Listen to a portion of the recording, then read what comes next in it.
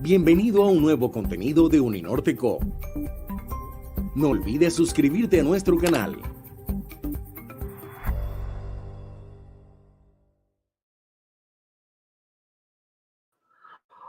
Muy buenas tardes, bienvenidas, bienvenidos a este panel tan interesante. Poco sui generis porque pues, lamentablemente no vamos a contar con la presencia de todos los y todas las panelistas, ya que la profesora Marta Ardila está un poco eh, eh, indispuesta por la tercera dosis. Nuestro amigo y compañero Horacio Godoy está volando, también se atrasó el vuelo.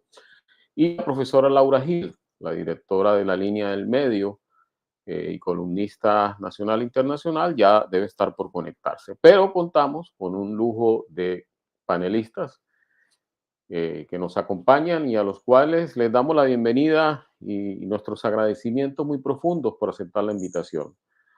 Profesora Socorro Ramírez, bienvenida.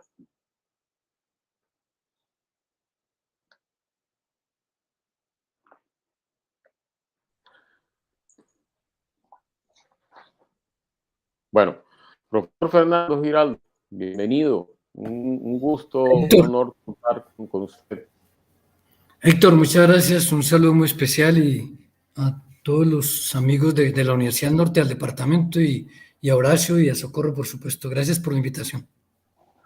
No, gracias a ustedes. Bueno, sus hojas de vida son muy conocidas, pero hay que recordar un poco. La profesora Socorro es, entre comillas, pensionada del IEPRI, de la Universidad Nacional, digo entre comillas, porque afortunadamente sigue dándonos muchos de estos espacios, compartiendo su inmenso conocimiento sobre Colombia, sobre la región y hoy especialmente sobre Venezuela. Y pues el profesor Fernando Giraldo también de la casa, columnista nacional e internacional, experto en partidos políticos. Bueno, nos gustaría comenzar con una primera panorámica de cómo ven ustedes. Estamos en una América Latina muy movida electoralmente. Interesante el tema de Honduras, una primera mujer presidenta. Interesantísimo las elecciones en Chile, donde hay dos candidatos en dos extremos. El tema también, sin duda alguna, de Venezuela, con una aparente triunfo mayoritario del oficialismo y pues también una expectativa de qué puede pasar en países como Brasil con un posible retorno de Luis Ignacio Lula da Silva. Entonces, profesor Giraldo, quisiera que se dele la palabra para introducirnos en el tema. También invitamos a todas y todos para que pues nos vayan acompañando con preguntas y darle una dinámica a manera de conversación después de la participación de los panelistas. Bienvenido, profesor. Bueno, muchas gracias, Héctor. Y entonces me alegra mucho estar también con Socorro, como lo dije ahora cuando la saludé. Yo quisiera plantear básicamente 3 puntos sobre los procesos de democracia electoral en este momento en América Latina, pero que van directamente dirigidos a mirar el contexto de debilitamiento acelerado de la democracia y el ascenso del autoritarismo en nuestra región, el debilitamiento de los partidos y la búsqueda que está haciendo la ciudadanía de participar en política de manera directa y no intermediada por partidos o por dirigentes políticos. Es un poco como un planteamiento general que quiero hacer. Pero lo primero que quiero indicar, tomando como referente, digámoslo así, algunos planteamientos de orden teórico que han sido conocidos cuando se ha estudiado el tema de la transición democrática o la redemocratización, en algunos casos para los países que no habían sido nunca democráticos, o el retorno a la democracia, o el inicio de la democracia allí donde no hubo democracia, pero aquel periodo que en América Latina se conoció como de transición democrática y que más o menos nos estamos imaginando va como desde mediados, algo así de la década del 80 del siglo pasado, hasta digamos por lo menos mediados de la década del 2000 o ya entrando a la segunda parte de la década del 2000. Pero en todo caso, lo primero que nos aseguramos cuando pensamos en esa transición democrática era que debíamos retornar por lo menos a una democracia de mínimos. Y uno de esos mínimos era la necesidad de elaborar elecciones, elecciones más o menos libres, competidas, con garantías, de tal manera que todos pudiesen competir electoralmente. Es lo mínimo que se requiere de una democracia, pero ese mínimo no quiere decir que sea suficiente para que la democracia sea de calidad o sea de superávit, pues empezó a ser deficitaria en la medida en que el modelo político democrático no ha llegado a atender con la necesidad y el apremio que tienen la mayoría, buena parte de la población en América Latina, sobre todo los sectores más desprotegidos, problemas que se desprenden también de los modelos sociales o de los modelos educativo, cultural, social, económico. Bueno, yo creo que es muy conocido todo esto porque las consecuencias las hemos sufrido. Entonces, el problema, a mi modo de ver, y es la primera premisa que quiero colocar, es que nosotros nos quedamos en la transición democrática con unos mínimos y pocos son los países, yo casi que difícilmente los puedo identificar, países que superaron esos mínimos y empezaron una consolidación democrática. Casi que no podríamos hablar de algún país que haya profundizado la democracia. Quizás países que profundizaron la democracia son países como Estados Unidos, como Canadá, para mencionar esas dos grandes naciones de nuestro hemisferio. Pero todo el resto de países, en el mejor escenario, avanzaron un poquitico más allá de esos mínimos y consolidaron algo de la democracia. Nos llega en un momento dado, cuando todavía dudamos frente a la consolidación democrática, nos llega una crisis de la democracia porque está siendo retada y desafiada en el planeta todo entero. Eso incluye, obviamente, nuestro hemisferio. Y nosotros apenas dudando de si nos quedamos en esa transición de redemocratización o democratización, que Colombia también necesitaba, aunque nunca había tenido una dictadura, pues me refiero a la década del 60, 70, 80, sí que ha necesitado democratizar el país. Este país se requiere una democratización. El caso es que siempre estuvimos en los mínimos. Y justo ahora, cuando la democracia tiene desafíos, retos y dificultades a nivel planetario, nosotros todavía en los mínimos no hemos avanzado como para poder contener esos desafíos. Todo nos llega tarde, mejor dicho, o llegamos tarde a los avances en el mundo, no solo desde el punto de vista económico, científico y social, sino incluso desde el punto de vista también político. Pero a esto se agrava que en el último tiempo, para hablar de los procesos electorales de este año y del próximo año, estamos como en un ciclo muy importante de elecciones, se agrava que nos toma una pandemia donde la declaratoria de estados de excepción en América Latina en general ayudaron a consolidar unas tendencias que ya venían dándose en América Latina de ascenso del autoritarismo, o por lo menos de vacilaciones frente a la democracia, o de posturas cada vez más antidemocráticas dentro del sistema político, y donde se aprovechaban las elecciones para el establecimiento de gobiernos que terminaron gerenciando esto antidemocráticamente.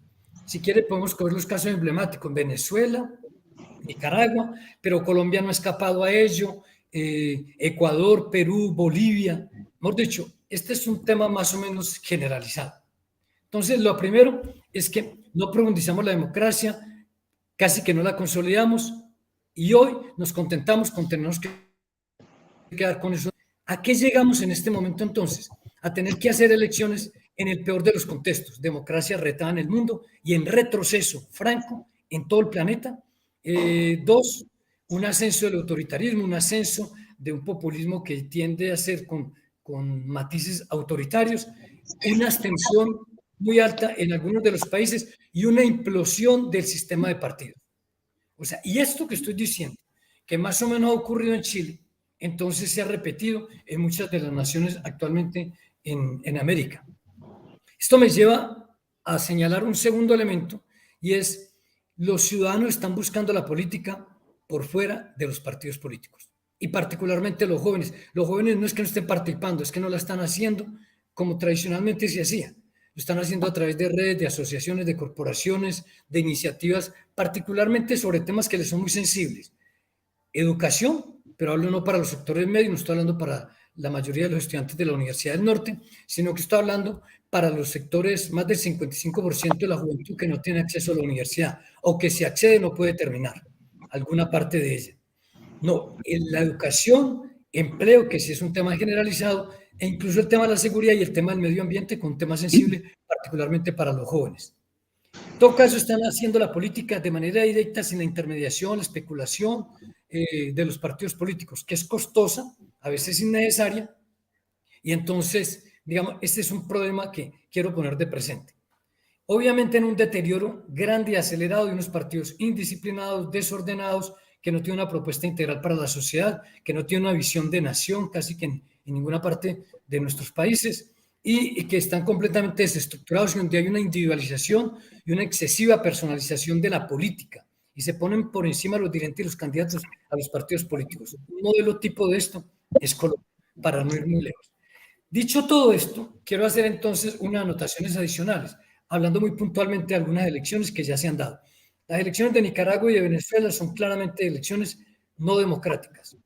Particularmente Nicaragua es un sistema, es un régimen político cada vez más hacia el autoritarismo. Elecciones tramposas, no competitivas, digámoslo así. No es culpa necesariamente de quien está en el poder, pero así se han dado las circunstancias, porque hay un deterioro del sistema político democrático, o por lo menos del modelo de gobierno democrático, que cada vez lo es menos. En el caso de Honduras, mire, Honduras es un país donde el 70% de la población vive en la pobreza y en la miseria extrema. Dos, es donde el narcotráfico sostiene parte de la economía y el resto de la economía está sostenida fundamentalmente por las remesas que envían de los Estados Unidos un 22% de la población hondureña que se encuentra en... Y los partidos son absolutamente débiles y precarios en el caso. El partido que acaba de triunfar en unas elecciones que Andrés Pastrana, en una entrevista que le hacen reciente a propósito de estas elecciones, porque era un observador internacional, decía que había plena vigencia de la democracia en Honduras porque dan garantías para todos. Garantías que uno podría considerar de controles adecuados de integralidad de las elecciones, Argentina, Chile, está claro, pero no es el caso de Honduras. De un partido cuyos dirigentes no son justamente los mejores defensores de la libertad y alejados del autoritarismo.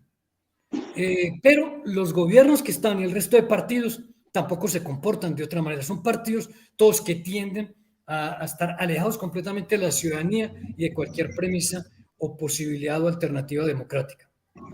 Yo me atrevería a decir que la democracia electoral en América Latina prácticamente es lo único que nos hemos quedado para hablar de democracia, y los gobiernos cada vez más son el resultado de procesos electorales democráticos con muchas irregularidades, infracciones y delitos fraudulentos del proceso, pero que al establecerse tienden a consolidar, son maneras, estilos y formas políticas antidemocráticas de gobierno. Y entonces hablo de Nicaragua, hablo de Venezuela, pero hablo también de Honduras, para no ir muy lejos. Yo creo que Perú tiene una particularidad.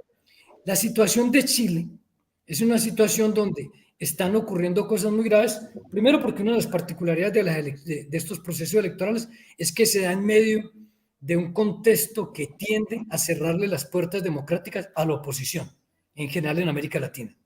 Pero por el otro lado también se tiende a incrementar la represión contra las protestas y los reclamos de los ciudadanos en una situación social que es muy deprimente para buena parte, quizás la mayoría de la población, teniendo en cuenta las consecuencias que se ha dado de unas élites que son especialmente insolidarias con sus propios conciudadanos nacionales, en general en América Latina, y por el otro lado, en un contexto de pandemia donde la forma como se gerenció, pues refleja mucho no solo los recursos del Estado, principalmente destinados a los sectores más pudientes, más que a los sectores más pobres, a la inversa de lo que pasó en los Estados Unidos, y los datos a nivel internacional lo muestran. Para hablar solo de este tema y cerrar el punto ahí. Y es que en América Latina, la población de América Latina representa escasamente el 8% de la población, pero colocamos casi el 33% de las personas que murieron por culpa de COVID, y todo fundamentalmente porque el sistema de salud también es otra calamidad política y social para todos los países de América Latina. Sin hablar de los desaciertos de la mayoría de los gobiernos en América Latina sobre el tema, que se sumaba a un sistema de salud catastrófico. Creo que Colombia es un modelo tipo de ello también. Finalmente, yo haría una anotación particular para en ese contexto, donde Colombia no escapa a todas estas manifestaciones que he dicho, de partidos debilitados, los ciudadanos buscando la política por fuera, la democracia desafiada por comportamiento y tendencias autoritarias desde el poder mismo, desde las élites con el silencio y en buena medida algo de complicidad o permisividad de los medios de comunicación y de los líderes guías, líderes religiosos que parecen guardar silencio frente a todos los desarraigos políticos y sociales que existen o no son lo suficientemente vehementes, tristemente, y los partidos completamente desconectados con la realidad. Para ilustrar, hoy vemos en Colombia que, salvo de pronto una o dos candidaturas que están proponiendo la necesidad de cambios en el país, el resto son élites que no saben cómo reacomodarse en un contexto donde parece haber un abandono de la política, de los partidos y de la Constitución por parte de la ciudadanía, que nos puede llevar a dos escenarios. Uno, que la participación se mantenga arriba como se dio en el año 2018, una especie de ruptura de una tendencia histórica que venía de baja participación, que se rompió en el 2018, no sabemos si es una nueva tendencia o si es simplemente un acto de ruptura. Pero por el otro lado, se sumó que en el 2019, 2020 y 2021 las protestas y los reclamos sociales fueron mal tramitados, no fueron atendidos. El gobierno no se comportó con honestidad frente al reclamo ciudadano. Entonces no sabemos si eso va a hacer bajar la participación en el año 2022 o va a mantener, si es una tendencia a lo que se inició en el 2018, un ascenso de la participación. En el 2018 participaron 20 millones de electores, más o menos, en primera y segunda vuelta. No sabemos en estas para la presidencial si va a ser de esa misma manera. Deberíamos subir a 23 millones, vamos a tener aproximadamente 38 millones, un poco más de electores. Pero si la tendencia es a subir, si la tendencia es a subir, lo que queda por saberse es los ciudadanos cómo se van a manifestar, rechazando los partidos, rechazando las candidaturas o votando por los partidos nuevos, los novedosos, partidos que nunca han llegado al poder o partidos pequeños. Eso no lo podemos saber. Si la tendencia es a una baja participación, pensaría uno que beneficiaría a los partidos tradicionales, porque tiene una plataforma mínima electoral, una votación cautiva de la cual no desciende, digámoslo así. Pero esto obviamente no lo podemos saber, habría que esperar qué es lo que va a pasar. Y finalmente, sobre el caso colombiano, lo mismo que está ocurriendo en América Latina, hay una fragmentación social, una polarización muy fuerte, y en el caso colombiano, en temas ideológicos, por un lado aparece lo que algunos clasifican como izquierda extrema o radical, ¿sí? Pero en general la izquierda en Colombia ha ascendido políticamente. Es muy sorprendente, pero se ha dado en los últimos años. Y la derecha ha tendido a bajar. Y los ciudadanos están reclamando cambios. No sabemos si la izquierda va a ser tenida en cuenta para que sea la que gerencie esos cambios. Y lo que llaman el centro, dado que todo el mundo le quiere llamar de centro, que, digamos, primero no han aclarado qué es lo que se entiende por el centro y cuáles son las ideas que van a presentar como centro, que no sea simplemente un recambio o unas élites que llegan al poder para que nada cambie. Lo digo porque aún en las mejores familias, qué pena la perspectiva que estoy colocando tan comprometida en lo que estoy diciendo, y es que aún los partidos que se están uniendo ahora, llamados de centro, en un lado como en el otro, uno ve que no tienen nada que ver con los pueblos raizales de Colombia, los afros, los indígenas, con las regiones, sino que es una gente reunida en Bogotá, unos dirigentes conocidos, provenientes muchos de partidos políticos, pero que no logran todavía conectarse con la ciudadanía. Entonces, tienen que decirnos cuál es el programa que tienen para poder saber si los ciudadanos, si el centro va a ser un polo de atracción y va a incrementar la participación electoral. Dejo hasta estas primeras reflexiones, Héctor. Creo que me pasé un poco el tiempo, no sé. No, muchas gracias, profe. Recuerdo a todas y todos que queda abierto un espacio de preguntas, porque creo que de la participación del profesor surgirán, y bueno, aquí tengo muchas inquietudes para la siguiente etapa ahora que entremos a conversar. Socorro, bienvenida nuevamente. Bueno, gracias, Héctor. Celebro mucho esa intervención de Fernando que pone un marco comparativo muy interesante. Yo me voy a referir a esas mega elecciones del 21 de noviembre en Venezuela. Y se llamaban mega elecciones porque aunque eran regionales y municipales, sin embargo, debían elegir 3.082 cargos. Y aunque 10 días después los resultados todavía no están consolidados, sin embargo ya se muestran elementos muy importantes a analizar.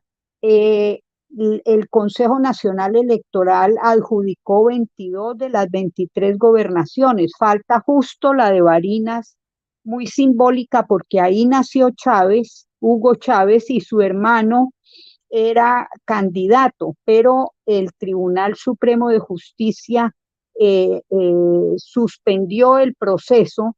Y también hay una alcaldía que falta de procesar en ese mismo estado. Un estado cercano a Colombia, en los llanos del Orinoco.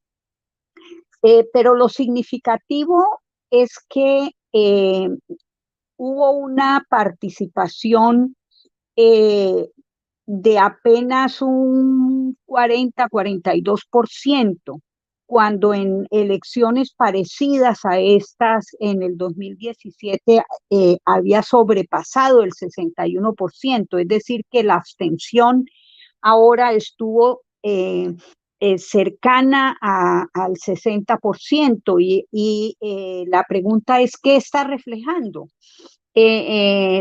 Hubo algunos opositores que llamaron a votar en contra, pero no parece que ese haya sido el eco que encontró la abstención, sino que lo que muchos analistas y encuestas previas mostraban es que hay un desinterés y una reacción generalizada en los electores contra las élites políticas, sean ellas oficialistas o sean opositoras.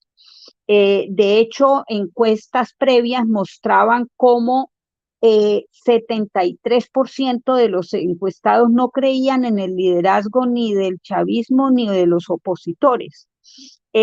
Bueno, y aunque hubo comparativamente a procesos anteriores cambios interesantes, sobre todo por iniciativa ciudadana, en particular del Foro Cívico, que reúne muy diversas organizaciones y que, entre otras cosas, logró que en el nuevo Consejo Nacional Electoral por primera vez estuvieran en 20 años 2 opositores muy expertos en lo electoral, y que ellos trataran de lograr actualizar y mejorar el registro electoral, todo el sistema automatizado y auditado del proceso. Y también se logró otra cosa importante, y es que cuando arrancaron los diálogos en México entre el gobierno de Maduro y la oposición, ahí el régimen accedió a revertir algunas inhabilitaciones que ese Tribunal Supremo de Justicia ha hecho desde el 2020 de muchos dirigentes y de muchos partidos opositores a los que les ha quitado hasta los símbolos. En estas elecciones hubo además 4 misiones internacionales bastante grandes con más de 300 personas por todo el país, y 6 organizaciones articuladas de la sociedad civil venezolana ejecutaron también una observación. Lo que dice, por ejemplo, la misión de observación electoral de la Unión Europea, que fue la más grande, es que ese marco legal electoral de alguna manera cumplía con estándares básicos, y que en consultas que hizo, lo que más se celebró fue que ese Consejo Nacional Electoral fue evaluado como el más equilibrado en 20 años. Sin embargo, la Unión Europea en ese informe preliminar muestra muchísimos problemas, no solo precaria información electoral, sino que el partido oficialista instaló lo que llaman allá puntos rojos, que son espacios de control del votante, pero además el uso de recursos del Estado y de los medios públicos en la campaña, que no cerró a tiempo las mesas, el oficialismo mandó a lo que llaman una operación remate, aún sin electores, y después de la hora de cierre estuvieron tratando de cazar al que fuera para llevarlo. Sin embargo, como lo dice el Observatorio Electoral venezolano, a todas esas fallas también se le sumó una grave, y es que la falta de independencia de los poderes públicos llevó a injerencias muy complicadas, como esa de inhabilitar candidatos, intervenir partidos, y todo le dio muchísimas ventajas al oficialismo. Ahora, lo insólito es que la oposición tuvo más votos, pero menos representación, porque fue muy dividida, por lo menos en tres grandes, digamos, coaliciones. La primera, la Mesa de Unidad Democrática, que volvió a participar después de 5 años de no ir a elecciones legislativas, ni presidenciales, ni regionales como esta.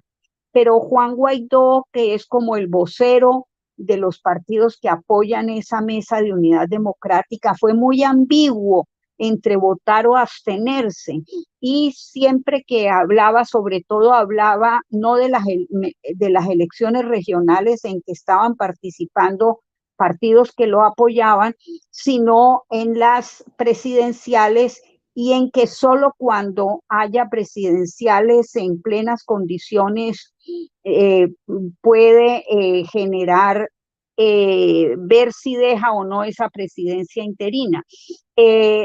Muy importante, la segunda alianza que hubo opositora era la llamada Alianza Democrática, con buena parte de los partidos que llaman colaboracionistas. Bueno, allá les dicen alacranes filochavistas, sectores opositores, porque ellos de alguna manera, al presentarse en las elecciones legislativas del 6 de diciembre del año pasado, usaron varios de las estructuras paralelas de los partidos opositores que habían sido judicializados.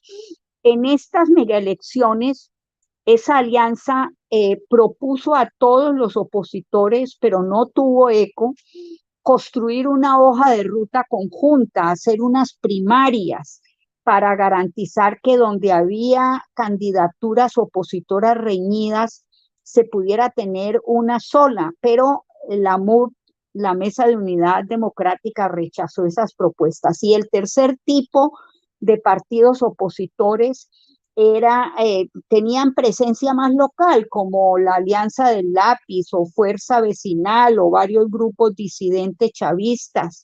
Entonces, fíjense ustedes que las distintas expresiones opositoras no intentaron siquiera tener unas primarias ni un comando conjunto de campaña, y primaron todas sus divisiones. Ahora, sumando, se muestra que hubieran podido sacar muchísimas más alcaldías y gobernaciones. En muchos casos, por ejemplo, se perdieron, hubiera podido sacar 13 de las 23 gobernaciones y solo sacó 3. Si se hubieran sumado esas tres fuerzas opositoras.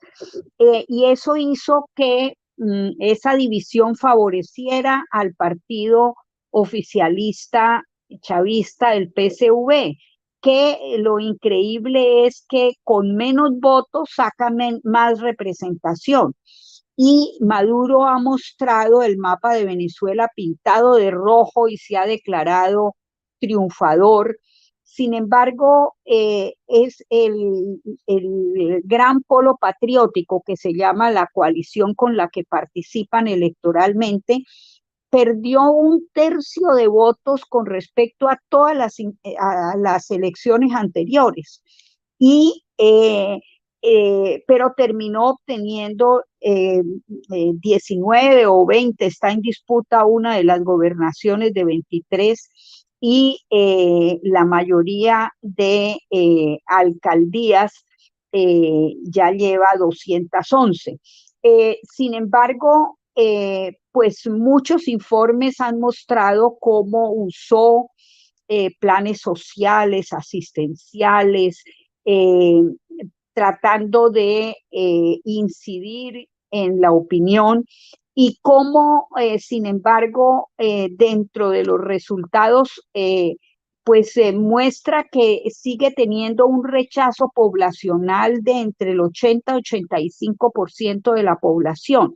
Hay un dato curioso que vale la pena destacar y es que por primera vez la presencia de militares elegidos en esos gobiernos de los estados o en las alcaldías municipales disminuyó muy sustantivamente y ahora solo 7 oficiales de reserva activa de 7 que estaban ejerciendo, ahora solamente lo harán en 4 estados. Y una muy importante que es la alcaldesa de El Libertador en Caracas, que es el lugar clave donde están todos, es sede de todos los poderes públicos. Hay un peligro que señalan muchos observadores y es que cuando los efectivos de las Fuerzas Armadas Bolivarianas usan cargos públicos, siempre tienden a reproducir esquemas de militarización en su funcionamiento y que ahora tratarán de ejercer una tutela militar, sobre todo con las gobernaciones en los estados donde ganó la oposición, que son el Zulia. Ganó mayoritariamente ahí alcaldías y es la más alta elección de gobernadores. Ganó también la oposición en Cojedes y en la zona insular de Nueva Esparta. Bueno, esto ya para terminar, estos resultados le ponen unos retos grandes tanto al oficialismo como a esas oposiciones. Al oficialismo porque es que Venezuela está en una situación dramática. Fíjense en ustedes que ha acumulado un derrumbe de casi el 80% del Producto Interno Bruto entre el 2013 y el 2020. Según el PIB per cápita, que era el más alto de América Latina en el 97, bueno, ahora es más bajo que Haití. Y según una encuesta de condiciones de vida, 94% de hogares está bajo la línea de pobreza y la mayoría en condiciones de pobreza extrema.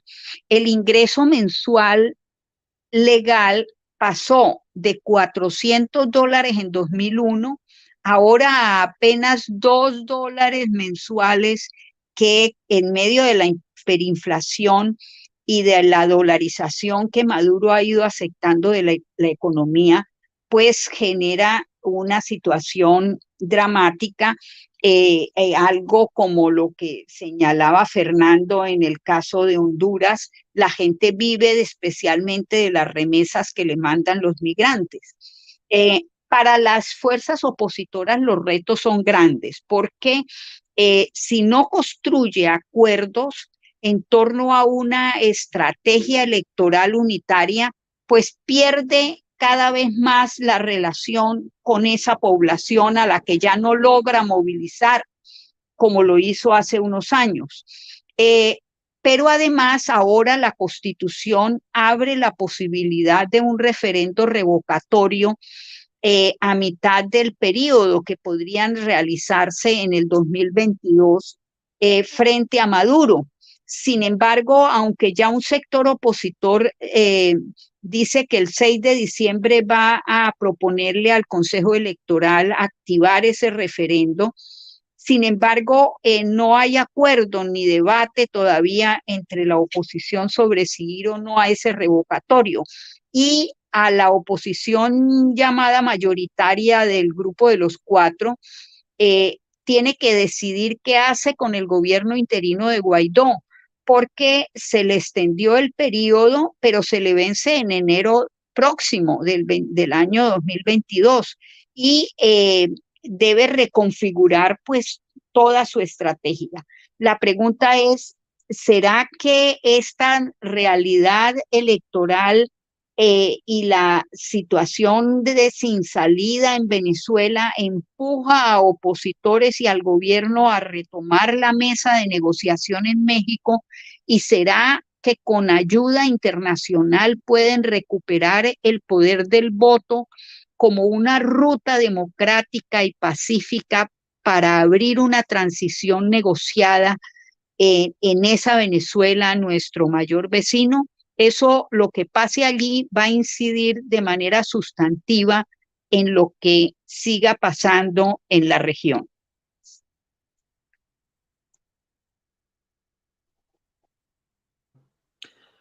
Muchas gracias, Socorro.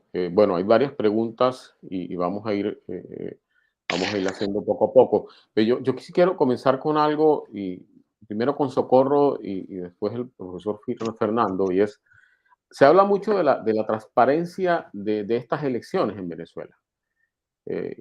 Hubo unos observadores de la Unión Europea, ahora Maduro acaba, creo que el día de ayer o hoy, de señalarlos de participación política, de desvirtuar su transparencia en su accionar. Pero, bueno, ¿y qué tan transparentes fueron? Es la pregunta, Socorro. Pero también al profesor Fernando, estamos en la misma situación varios países de América Latina, porque es que creo que no solamente el escenario es complicado en transparencia de elecciones en Venezuela, sino en el resto de América Latina. Socorro. Bueno, hubo, como decía, algunos cambios con respecto a las reglas de funcionamiento del sistema electoral con respecto a elecciones anteriores. Y algunas de esas reglas las lograron no los opositores y menos el régimen, sino que fue toda una iniciativa ciudadana de organizaciones de derechos humanos, de organizaciones sociales, empresariales articuladas en torno al foro cívico, como lograr, por ejemplo, que por primera vez en 20 años, dos técnicos que saben de todo el sistema electoral y son opositores estuvieran en el Consejo Nacional Electoral, y desde ahí trataron de lograr algunos ajustes, pero como lo señala el informe de la Unión Europea, pues las irregularidades todavía fueron grandes, porque sobre todo por el uso de recursos del Estado y de todos los poderes públicos por parte del oficialismo chavista en su favor en la campaña electoral y el día de las elecciones, como decía, hasta cerrar una hora más tarde de lo que establece la ley, las mesas, para lograr el remate, como decía Maduro, el remate y llevar gente como fuera. Es decir, afectaron las condiciones y la equidad y la transparencia de las elecciones de muchas maneras. Todas esas irregularidades fueron a favor del proselitismo de candidatos oficialistas. De hecho, se ha mostrado, por ejemplo, cómo hubo el uso de la televisión y la radio estatal, toda para candidatos oficialistas, funcionarios gubernamentales haciendo campaña de frente, no solo el uso de los recursos públicos, sacaron eso que se llama la ley contra el odio, que es una amenaza a la libertad de expresión, porque a todo el que cuestione al régimen lo señalan pues de estar llamando al odio.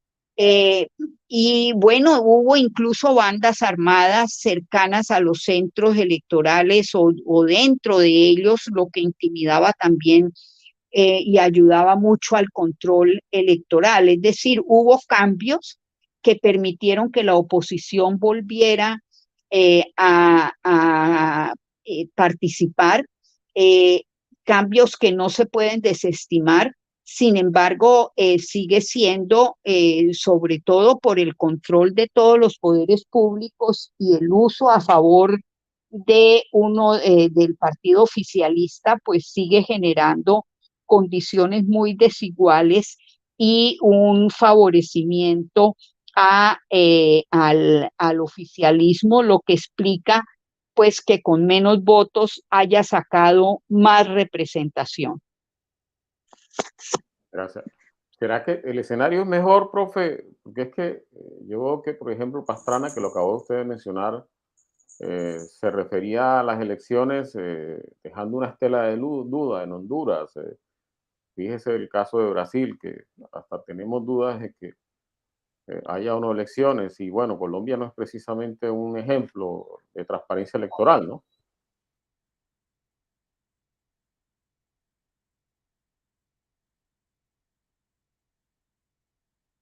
Creo que está muteado, profe. Qué pena, siempre me pasa. Yo decía a propósito de Honduras, teniendo en cuenta la entrevista que dio Andrés Pastrana cuando decía que había habido garantías democráticas, y lo decía un poco como por mostrar que se ha podido ganar la izquierda era porque ha habido garantías. Formalmente puede que sí, pero puede que obedezca a una situación que se impone ante el desarraigo y las dificultades que tiene la ciudadanía por el deterioro, por un lado, de las instituciones democráticas o formalmente democráticas que tenía Honduras. Es que hay un deterioro. Recordemos que había habido un golpe de Estado, había un gobierno que se ha mantenido, cuya familia está comprometida abiertamente con el narcotráfico, estoy hablando del presidente saliente, un país militarizado, un país de una profunda corrupción, donde además de que el gobierno, como decía, está comprometido con esto, y la pobreza. Cuando uno mira a Colombia, uno dice hoy, la situación de Colombia es de pobreza, es de debilidad de las instituciones, pero hay un desarraigo y una desconfianza y un abandono y una sustracción que están haciendo los ciudadanos de las instituciones, empezando por los partidos políticos. La inseguridad crece y el narcotráfico también cunde en vastas regiones del país e imponen la ley y sustituyen al Estado. Y el crimen organizado de alguna manera. Cuando él decía, temo yo, que en Honduras había habido garantías democráticas, yo creo que podemos hablar de garantías democráticas en países como Chile y como Argentina, pero de Honduras. Ahora, eso, usted me preguntarán, ¿y cómo ganó la izquierda? Pues pudo haber ganado la derecha. El que gane la izquierda a la derecha no significa que en un caso hay más garantías que en otro. No, hay un deterioro de todo el sistema electoral, de los sistemas electorales nacionales en América Latina, y tiene que ver con el deterioro de las instituciones en general. Y parte de ese deterioro se ve reflejado porque no hay suficientes garantías en países como, no sé, vuelvo y digo, en países como Honduras, en el propio Ecuador incluso. Ahora, si yo tengo que decir qué caracterizó los 5 países, de los 5 países que están en elecciones presidenciales, que son Nicaragua, Ecuador, Honduras y Chile, porque los otros tienen otro tipo de elecciones legislativas o de convenciones.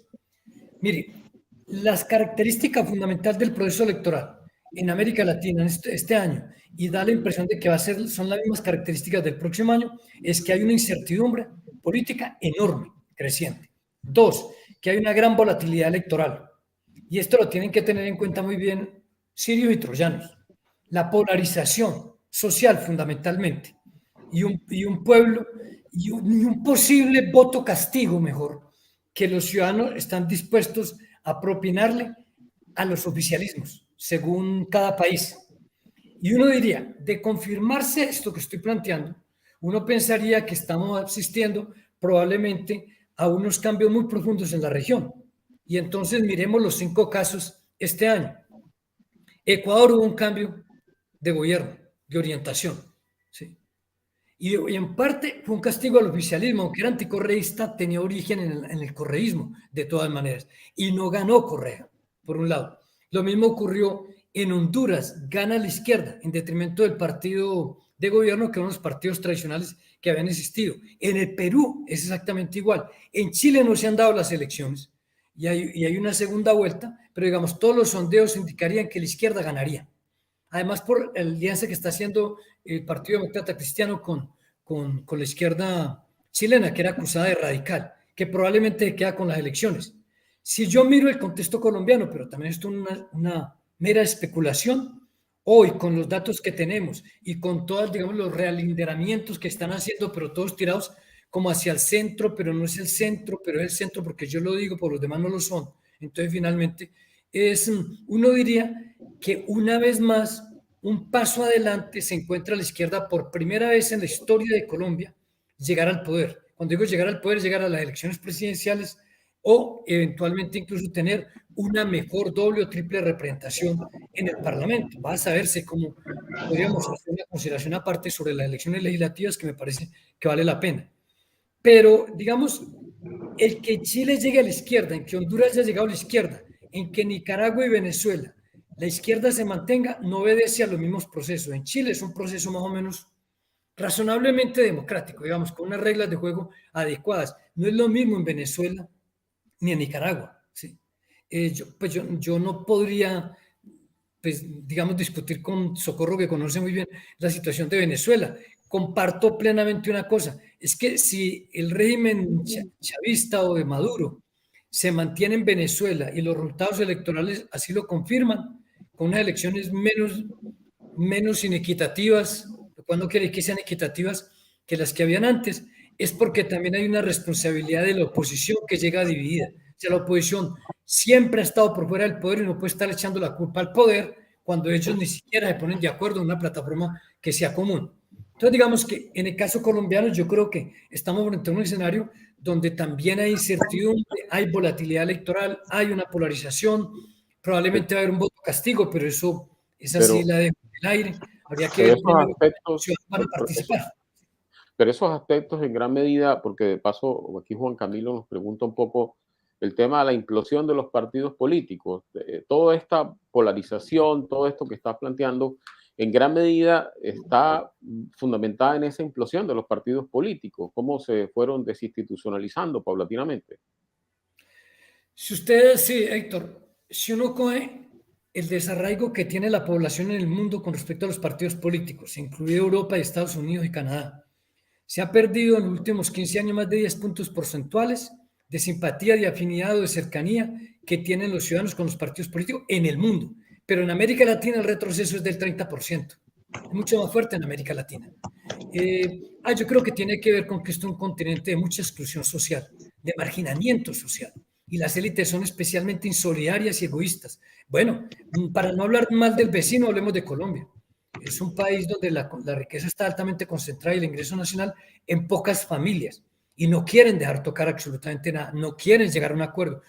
Todo lo que se diga de cambio o de progreso, como lo quieran denominar, les suena a comunismo. O sea, 50 años después de que Europa superó esa discusión, 30 años después de la caída del muro de Berlín, aquí seguimos hablando de que persona que dice una cosa distinta, entonces es un terrorista o es un vándalo terrorista, en esa política que alguien dijo a propósito de la fuerte represión de las manifestaciones que hizo el gobierno de las protestas sociales en Colombia, señalando como una política de la doctrina de la seguridad nacional, con el conflicto de baja intensidad. Pero como ya no tenemos ese conflicto de baja intensidad, entonces ahora convirtieron las protestas sociales en el escenario para hablar de que aquí hay una amenaza exógena o extraña al sistema nacional, que amenaza la unidad territorial, que amenaza las instituciones, y entienden que las instituciones son per se buenas y son democráticas porque están controladas por unas fuerzas sociales que controlan el poder, lo ponen a su servicio sin construir espacios de consenso con las otras fuerzas sociales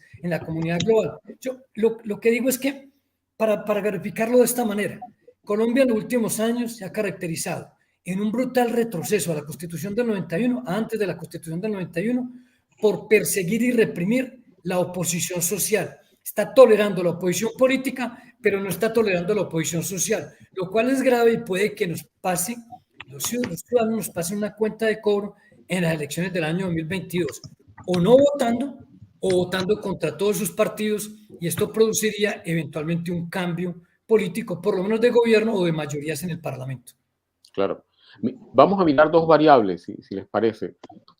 Primero, Socorro, hay una variable, la profesora Angélica Rodríguez nos hace una pregunta bien interesante y es, ¿cuál va a ser el papel de la migración? Colombia es el país con más migración venezolana. ¿Cuál será ese papel en las elecciones del año entrante en Colombia? Y profe, hablando un poco de la juventud, también Angélica nos pregunta, bueno, ¿cómo ve la juventud? Ahorita usted decía que la juventud es apática a los partidos políticos, pero ¿qué tanta importancia le está dando nuestra juventud a todo este proceso tan dinámico que estamos viviendo? Socorro. Bueno, Angélica, interesante pregunta. Yo creo que incidió en esa mega elección en Venezuela, el que cerca de 6 millones de venezolanos estén fuera del país. Y hay una parte sustantiva cercana a los 2 millones en Colombia.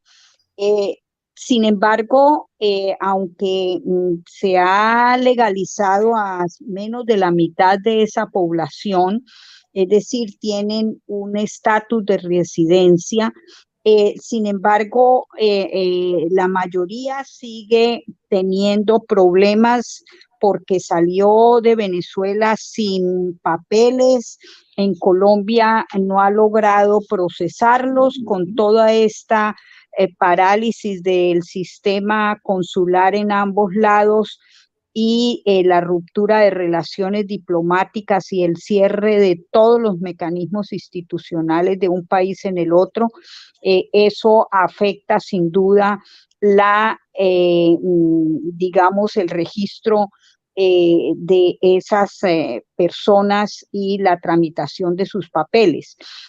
Ahora también se está diciendo que cada vez más es población joven, incluso muchos niños, niñas que están llegando. Es decir, que es una población que de encontrar condiciones favorables para su inserción, su documentación y su inserción educativa y luego laboral en Colombia, pues en unos años va a ser un potencial electoral y también un potencial económico importante, más en un país como Colombia, donde la curva demográfica ya empieza a ser un país con una buena mayoría de adultos mayores.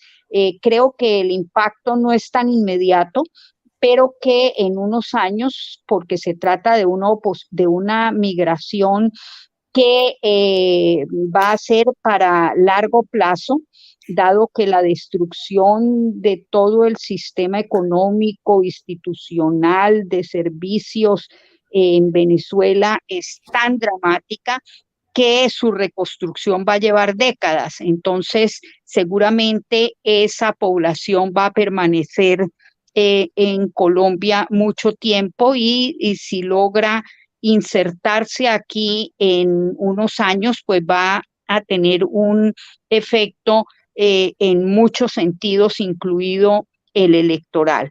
Bueno, yo aprovecho para agradecer este espacio. Tengo que retirarme porque en esta proliferación de eventos virtuales tengo por día varios y ahora a las 5 de la tarde debo intervenir en otro. Entonces, muchas gracias por la iniciativa, Héctor, muchas gracias, Fernando, por ese contexto tan oportuno y de la visión regional, y muchas gracias a todos los participantes. No, Socorro, gracias a ti. Realmente sabemos que, como decía al comienzo, tú estás, entre comillas, pensionada porque sigues regalándonos todos estos maravillosos espacios. De verdad, muchas gracias por sacar el tiempo. Con mucho gusto. Gracias. Profe, ¿cómo ve la juventud? Bueno, y una pregunta bien interesante para que hace Angélica, si ve algún candidato que tenga más afinidad con la juventud. Estamos hablando de Colombia, Héctor. La pregunta de la profesora Angélica, un saludo, muchas gracias. A ver, las votaciones en Chile y en el Perú, en Chile la votación fue fundamentalmente la juventud.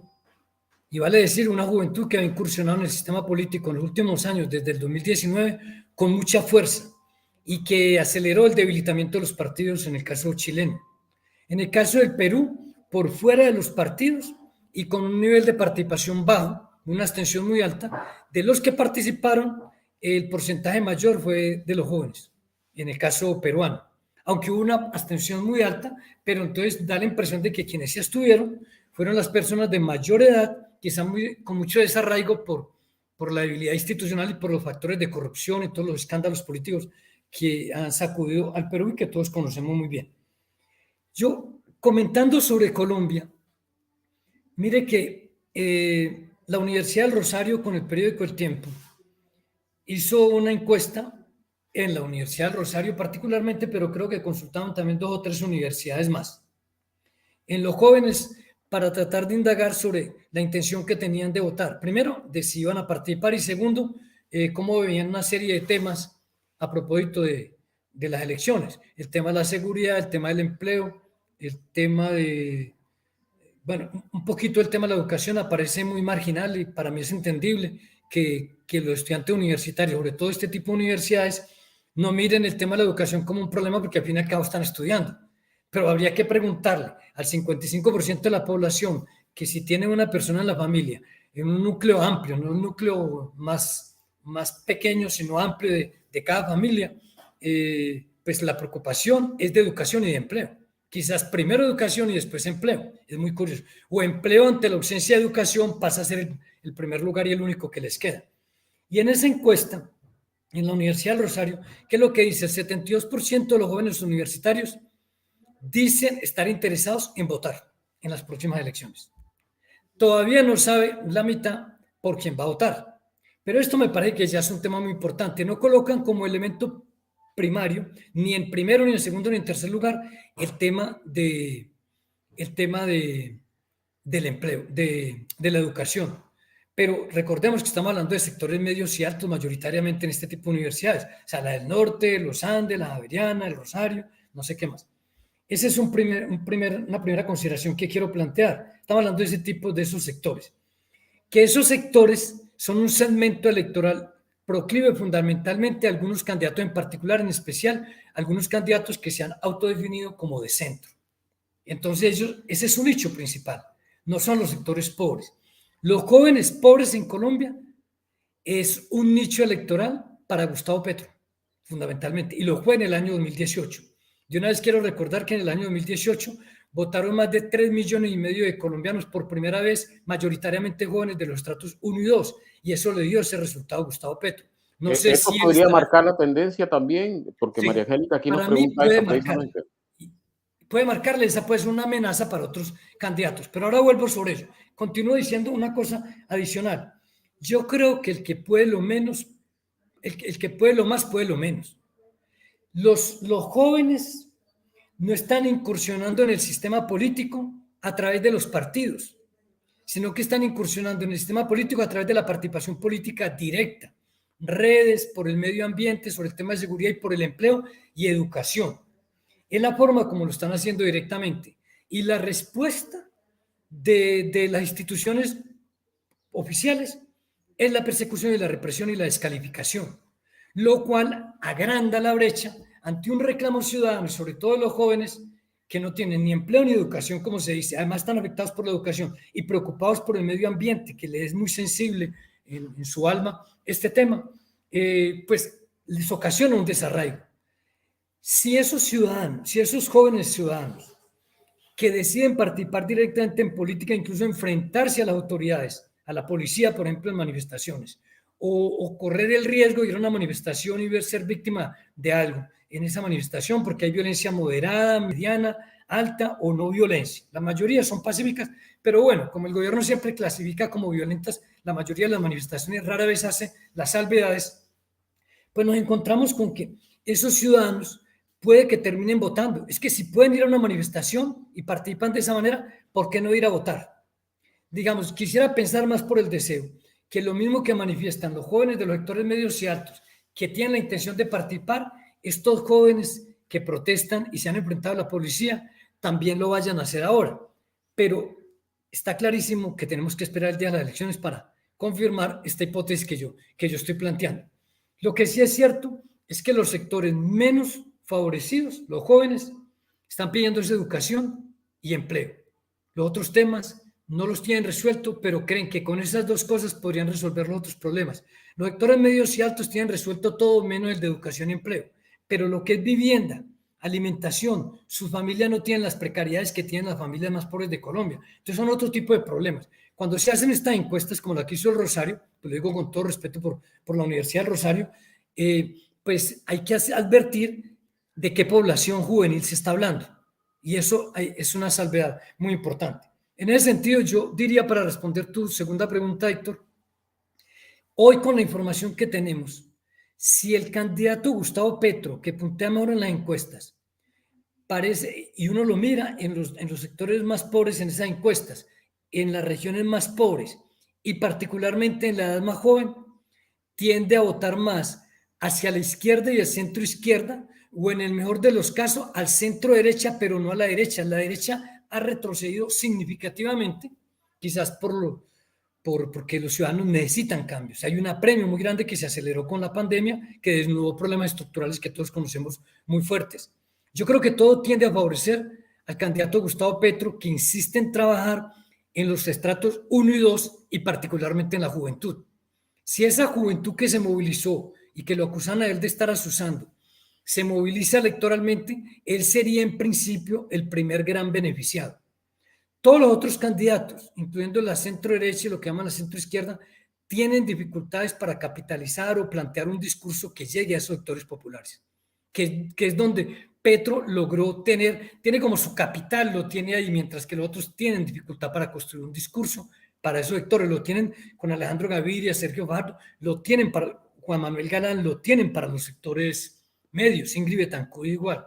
Y ese es un elemento obstáculo que tienen que salvar, digámoslo así. Eso incluiría, porque Arnold hace una pregunta bien interesante, esa coalición de la experiencia que surgió ahora, donde hay algunos más o menos carismáticos a nivel regional. ¿Eso incluiría a esa coalición? Mire, yo no sé si los barranquilleros votarían por Char para ser presidente, y creo que si lo hacen, lo harían porque es costeño. Qué pena lo digo así, pues yo soy cachaco. Entonces, pero en realidad a él lo reconocen porque hizo una buena alcaldía y un buen monopolio del proceso político. El proceso político barranquillero está monopolizado.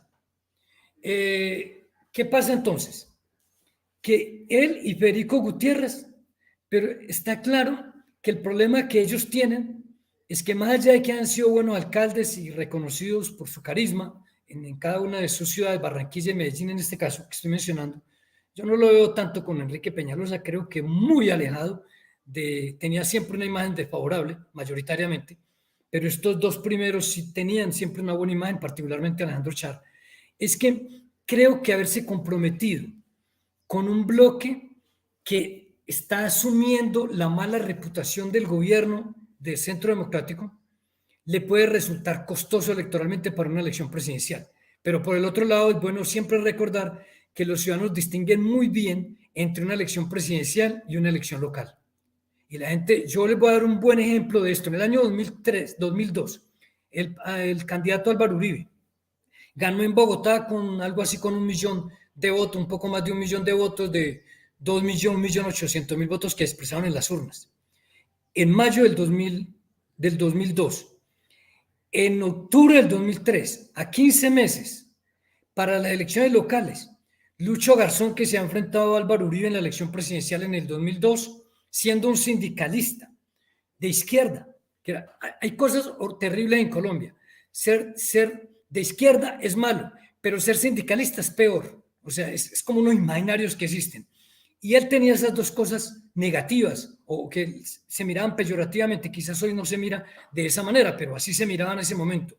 Lucho Garzón arrasa en las elecciones por la alcaldía con un programa que era de Bogotá sin hambre. Y ojo que Uribe había ganado por seguridad la elección presidencial. Forzosamente, para que Lucho Garzón haya ganado en Bogotá la elección a la alcaldía, tenían que haber votado más o menos entre 250.000 y 300.000 electores que votaron por Uribe, por la seguridad en la elección presidencial, votaron por Lucho Garzón en la elección a la alcaldía, siendo un sindicalista de izquierda, todo lo contrario de lo que ideológicamente puede representar Álvaro Uribe. Son elecciones distintas, la gente se comporta distinto. Sí, así es. Bueno, no, creo que ha sido una conversación muy amena, como siempre, con el profesor Fernando. Hay un escenario muy interesante, creo que sobre todo para nuestro departamento, que hace esa mezcla entre ciencia política y relaciones internacionales, porque lo que viene es bien interesante. El caso de Brasil será supremamente interesante, profesor. Si Lula Sí, claro que realmente sí, logra porque consolidarse y llegar. es muy probable que haya un voto castigo también en Brasil, pero habría que ver. Y nótese que gobiernos como el de los Estados Unidos, donde es raro que alguien que aspire a la reelección no se haga reelegir, eso es absolutamente extraordinario, no solo en los Estados Unidos, sino en general en el mundo, pues los ciudadanos terminaron castigando, a pesar de que Donald Trump ascendió también electoralmente en cuanto al número de electores populares, pero perdió frente a su contrincante, porque ha habido un voto castigo en el mundo. Creo que el deterioro de la democracia, el desarraigo y la desesperanza con la democracia se está viendo reflejado también en la utilización que hacen los ciudadanos del proceso electoral democrático para castigar a los gobiernos, quizás culpándolos también de aquello que los ciudadanos no pueden hacer democráticamente, de otra manera. Así es, así es. Profesor, mil gracias. No, un Presentamos saludo. disculpas a todos los asistentes por se unieron, alinearon los astros para que lamentablemente Horacio acabó de aterrizar en Buenos Aires, Marta Ardila sigue todavía en cama por la tercera, y Laura también tuvo una, pero me comprometo, nos comprometemos a que el año entrante que este tema va a seguir, vamos a tener esos panelistas también de lujo como los dos invitados e invitadas que tuvimos hoy. Muchas gracias, Fernando. No, un saludo para ti, Héctor, muchas gracias. Me da un saludo a Horacio también y Angélica, un saludo a todos los profesores y estudiantes o personas que estuvieron ahí. Gracias y espero que las consideraciones que he planteado sirvan para alguna reflexión, alguna utilidad. Claro, Muchas gracias, muy amable. claro que sí, sabe que lo extrañamos en la universidad. Gracias a Yo todos y a también. todas nuevamente por habernos acompañado.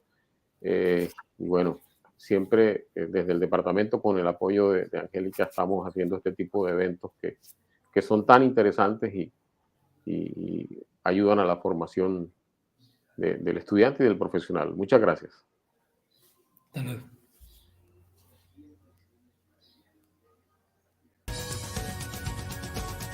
Los siguientes contenidos de Uninorte Co. te pueden interesar.